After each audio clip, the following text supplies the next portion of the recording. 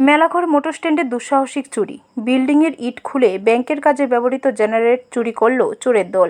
Melaghar motor stand SBI ব্যাংকে কর্মরত এক কর্মচারী ব্যাংক খুলে দেখতে পান বিদ্যুৎ নেই, কিন্তু বিদ্যুৎ না থাকলেও 24 ঘন্টা জেনারেটরের মাধ্যমে বিদ্যুৎ সরবরাহ হয়। তিনি ভেবেছিলেন জেনারেটর লাইনে কোনো ডিস্টার্ব হয়েছে। তড়িঘড়ি করে ব্যাংক থেকে নেমে ব্যাংকের পেছনে যেখানে জেনারেটর ও বিভিন্ন মেশিন শাখা রাখা হয়েছে সেখানে গিয়ে তিনি দেখলেন জেনারেটর ঘরটি তালা ভাঙা। তখন তিনি ঘরে ঢুকে দেখলেন ইলেকট্রিকের বিভিন্ন তার সামগ্রী এলোমেলো হয়ে রয়েছে। তখন তিনি দেখলেন ওই ঘরটিতে জেনারেটর নেই। জেনারেটর রাখার জন্য যে বিল্ডিংয়ের যে ঘর তৈরি করা হয়েছিল, বিল্ডিংয়ের এক অংশ প্রচুর ইট খুলে চোরের দল ওই ঘরটি প্রবেশ করে এই চুরিকাণ্ডটি সংঘটিত করে।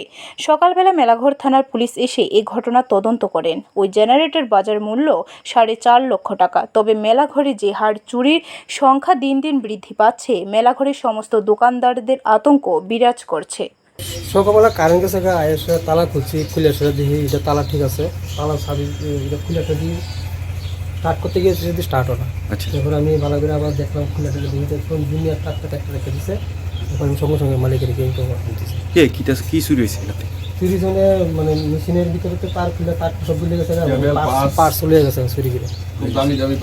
যে পার্সটি দেওয়া মানে ইঞ্জিনের চলে চুরি দেওয়া এই সমস্তগুলি।